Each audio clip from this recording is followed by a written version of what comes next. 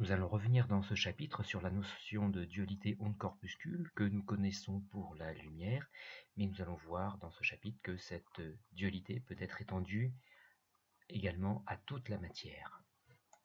Revenons ici sur la dualité onde-particule de la lumière.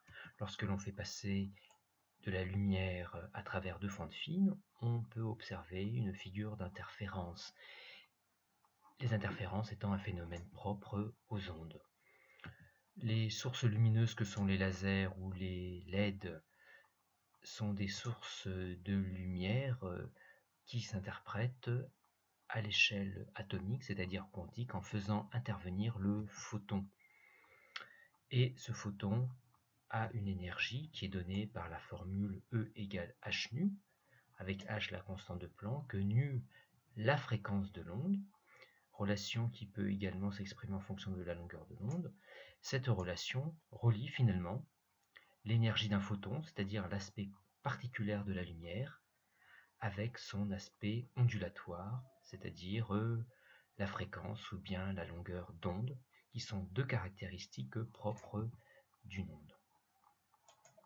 Lorsqu'on réalise cette fois-ci l'expérience des fentes de Young avec des électrons qui arrivent un par un, eh bien, sur l'écran, on commence à observer des points d'impact qui se répartissent de manière complètement aléatoire, mais lorsque le nombre d'impacts devient suffisamment grand, on reconnaît la figure caractéristique des interférences, on reconnaît des franges brillantes, ici, séparées par des franges sombres. Cette expérience nous montre bien qu'il est possible d'obtenir des interférences avec des particules de matière, c'est-à-dire des particules qui ont une masse, et pas simplement avec de la lumière. On peut donc étendre le concept de dualité onde-particule à des particules de matière, c'est-à-dire qui ont une masse. Cette dualité onde-particule de la matière avait été proposée dès 1923 par le physicien français Louis de Broglie, qui avait énoncé ainsi cette dualité. À toute particule de masse m en mouvement à la vitesse v, on peut lui associer une onde dont la longueur d'onde est égale à h sur p, où h est la constante de Planck et p la quantité de mouvement de la particule de masse petit m et de vitesse petit v. Dans cette formule lambda est en mètres, la constante de Planck est en joules seconde, la masse est en kilogrammes et la vitesse est en mètres par seconde.